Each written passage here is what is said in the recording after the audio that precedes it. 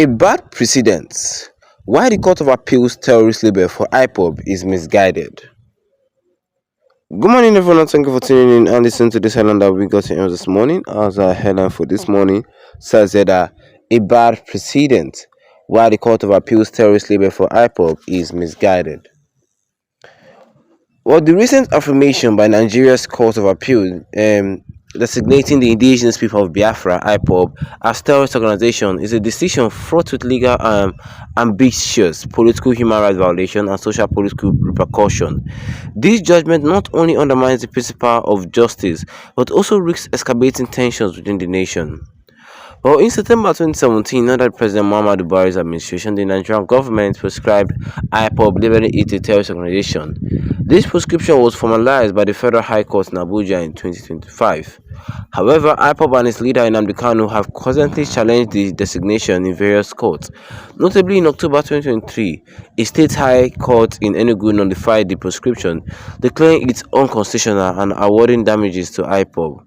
This conflicting judgment highlights the legal complexities surrounding IPOB status. The Court of Appeal recent decision to uphold the prescription, despite the Enugu High Court's ruling, raises questions about the consistency and fairness of the judiciary. When court issue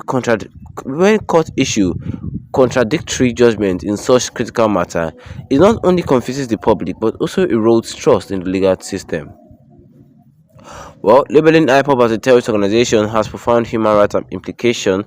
Results from Amnesty International and other human rights organizations have documented instances of extrajudicial killings and excessive use of force against IPOB members and supporters. For instance, between August 2015 and February 2016, there were reports of 170 unarmed civilians being killed and 400 arrested or detained without trial.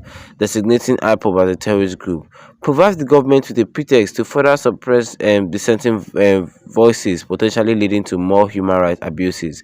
This approach not only violates international human rights standards but also deepens the sense of marginalization among the Igbo people, fueling further unrest.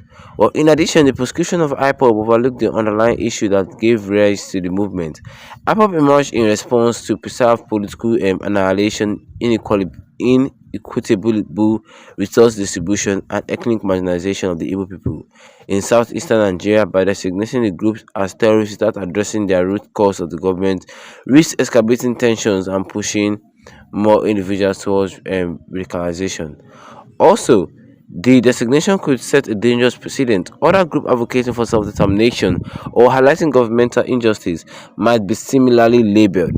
This could be a broader clampdown on civil liberties. Third, international perspective. Well, meanwhile, the international community has expressed reversation about labeling IPOB as a terrorist organization. A 2022 article from the Council on Foreign Relations urged against such a designation, saying that as long as Biafran group remains non-violent, they are legitimate expression of a people's feeling marginalized by the Nigerian government. An article quoted that a designation could embody the Nigerian military, known for its human rights abuses, to target Igbo individuals indiscriminately. Well, the path forward, instead of prescribing IPOB, the Nigerian government should engage in meaningful dialogue with the group and address the legitimate grievances of the Igbo people. This includes ensuring equitable resource distribution, political inclusion, and respect for human rights. Releasing Nnamdi Kanu, held long way in the defection, may also help by fostering an environment not inclusively but understanding the government can mitigate separatist sentiment and promote national unity. Well, that was most of the things that was said here concerning this headline today this morning, which says here that a bad precedent. Why the Court of Appeal why the Court of Appeal's terrorist label for IPOB is misguided. And that was what I was said here concerning the headline today this morning. Well, before I move on, don't forget, if you're not a subscriber, the best you can do right here right now is to tap that subscribe button here with the notification bell. So anytime of any new video, you'll be the first to get notified about it ASAP. Why the Court of Appeal's terrorist label for IPOB is misguided? Well, everyone can agree that the stupid terrorist label that IPOB, that that stupid court label IPOB. That one does not make any sense. That is just trash talk that they did over there. For labeling IPOB as a terrorist organization, that is just trash.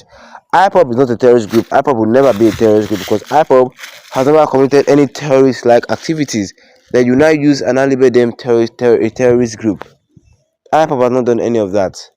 That's what Nnamdi is saying. Nnamdi said that if you can call his group a terrorist group, what about all those people that are actually preaching the same gospel or pushing for better government in Nigeria?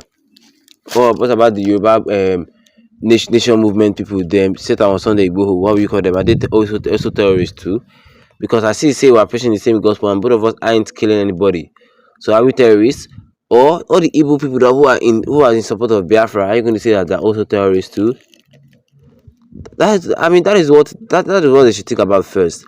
Although there was a court case in Enugu that was held, and the Enugu State Court nullified that prescription, and back in 2025 again, they still labeled IPOB again as a terrorist organization. That is wrong. Well, if you like label them, if you like not label them, the people know that they're not terrorists. Real IPOB know themselves. Real IPOB know themselves, and the Nigerian government should not start running to any IPOB say you want to arrest. If you're an IPOB member, you didn't commit any crime, you cannot arrest anybody just because of he or she is an IPOB member. Yes, IPOB is a political group advocating for the sovereignty of Biafra peacefully. They have not killed anybody, they have not done any harm to anybody. Yes. Or what do you guys think? Because the Nigerian government like to blame IPOB for any little thing that will happen for Southeast. If herdsmen kill somebody, they go say na IPOB. If anything happen, they will say na IPOB, blaming Nnamdi Kanu, blame IPOB, blaming Nnamdi Kanu, because that is a tactic. They just want to spoil IPOB good name, and that will not work. That name, indigenous people of Biafra, will not be destroyed by the Nigerian government. They just want to destroy the good name, and that will not work. The Nigerian government are not going to give room for that. It's not going to work at all. It's not going to work at all. Yes. What do you guys think concerning this? Well, drop your own comment in the comment section. Don't forget to leave a like on this video. Then tap the subscribe button as we go down with the notification bell. So that anytime we in the video, you'll be the first to get notified about it. Once again, thank you for tuning in and have a wonderful day ahead of you.